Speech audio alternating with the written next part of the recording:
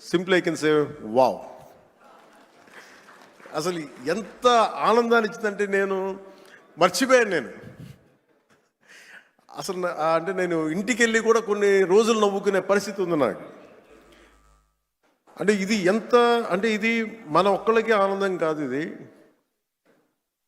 శాసనసభ్యులు అంటే ఎప్పుడు వ్యక్తిగత కక్షలు, గొడవలు, అరుపులు, కేకలు అన్న సంస్కృతి గత 5 సంవత్సరాలుగా చూసాం. అలాంటిది మనందరం విభిన్నమైన పార్టీలకు చెందిన వాళ్ళం, అందరం కలిపి ఎన్డీఏ కూటమి. అలాంటి ఇదే వేదిక మీద అనుకుంటగా మన ఎన్డీఏ కూటమి మొత్తం ఆ రోజున పురంధేశ్వరి గారు కానీ నేను కానీ అందరం ఆ రోజున గౌరవ ముఖ్యమంత్రి గారిని ప్రతిపాదించినప్పుడు ఒక కొత్త ఆశ కలిగింది. రాష్ట్రానికి 5 కోట్ల మంది ప్రజలకి, దేశానికి ఒక బలమైన, ఒక సమర్థవంతమైన నాయకత్వం ముందుకు వచ్చింది నడిపించడానికని. ఈ రోజున సమర్థవంతమైన నాయకత్వమే కాదు, ఆనందాన్ని పంచే నాయకత్వం కూడా శ్రీ నారా చంద్రబాబు నాయుడు గారిలో చూసాం. అసలు ఇలాంటి వేడుకని ముందుకు తీసుకెళ్లిన వ్యక్తి సహజంగానే ఆయనలో ఉండే ఒక గ్రేట్ హ్యూమర్ ఉంటుంది, హాస్యశీలి. శ్రీ చింతకాయ మన గౌరవనీయులు స్పీకర్ శ్రీ చింతకాయల అయ్యన్న పాత్రుడి గారి పాత్ర ప్రశంసనీయమైంది. ఎందుకంటే ఆయన కనుక పూనుకోకుండా కానీ ఉండుంటే ఇంత ఆనందాన్ని మనకి లభించే అవకాశం ఉండేది. మనస్ఫూర్తిగా చింతకాయల అయ్యన్న పాత్రుడి గారికి మనస్ఫూర్తిగా సందర్భంగా నేను ధన్యవాదాలు తెలియజేస్తాను.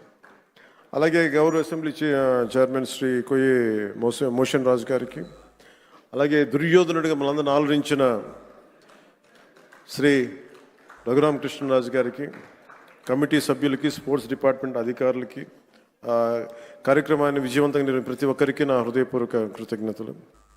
ఈ 3 రోజుల పాటు మన శాసనసభ్యులు cricket, tennis, shuttle, volleyball, kabaddi, athletics, tug of war అనే క్రీడల్లో ఉత్సాహంగా పాల్గొనే క్రీడా స్ఫూర్తిని ప్రదర్శించారు.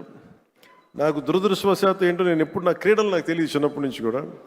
మొట్టమొదటిసారి నాకు కూడా ఒక ఆశ కలిగింది, నాకు కూడా చేయాలనిపించింది. మేము వచ్చే సంవత్సరం ఒక ప్రయత్నం చేస్తాను. ఈ పోటీలో విజయం సాధించిన సభ్యులందరికీ నా హృదయపూర్వక అభినందనలు.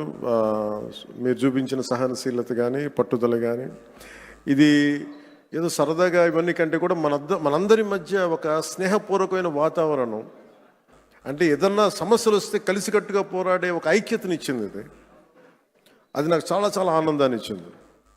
అందరం పార్టీలకు అతీతంగా మర్చిపోయి, సీనియారిటీ జూనియర్ని తారతమ్యాలని మర్చిపోయి అసలు ముందు తీసుకెళ్లిన విధానం, ఈ స్ఫూర్తి ఒక ఆంధ్రప్రదేశ్కి కాదు భారతదేశానికి కూడా ఒక స్ఫూర్తి అని మనస్ఫూర్తిగా నాకు నిజంగా చాలా ఆనందంగా అనిపించింది.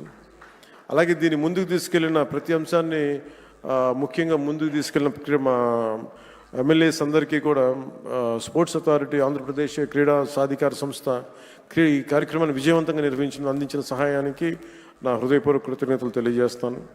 క్రీడా మైదానంలో ఏర్పాట్లు కావచ్చు, అవసరమైన క్రీడా సామాగ్రి, క్రీడాకారుల సౌకర్యాలు వంటి అన్ని విషయాల్లో వారు చేసిన కృషి చాలా చాలా ప్రశంసనీయం.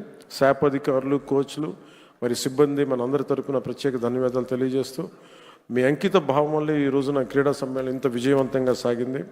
ఈ సమ్మేళనాలు విజయవంతం చేసిన ప్రతి ఒక్కరికి నా మనస్ఫూర్తిగా అభినందనలు తెలియజేస్తూ, ఈ పోటీలో పాల్గొన్న ప్రతి ఒక్కరికి నా ప్రగాఢ అభినందనలు తెలియజేస్తూ, విజేతలకు మరొకమారు శుభాకాంక్షలు తెలియజేస్తూ, మనందరం ఈ స్ఫూర్తిని, ఈ ఆనందాన్ని ముందుకు తీసుకెళ్తూ ఈ ప్రజా సంక్షేమం కోసం, ఆంధ్రప్రదేశ్ అభివృద్ధి కోసం గౌరవ ముఖ్యమంత్రి గారి స్వర్ణాంధ్రప్రదేశ్ 2047 దిశగా అందరం అడుగులు వేయాలని, ఈ కనీసం నేను ప్రతిసారి పదే చెప్తాను, ఈ ఆనందం కనీసం స్థిరత్వం ఇవ్వాల్సిన ఆనందం, కేవలం మనం ఈ రోజున ఆనందంగా ఉండటమే కాదు, ఈ ఆనందాన్ని వచ్చే కనీసం 1.5 దశాబ్దం పాటు మనందరం కృషి చేసి ముందుకు తీసుకెళ్తే తప్ప ఈ గాడి తప్పిన ఈ రాష్ట్రాన్ని గాడి పెట్టాలంటే కనీసం 15 సంవత్సరాలు కనీసం పనిచేయాలి.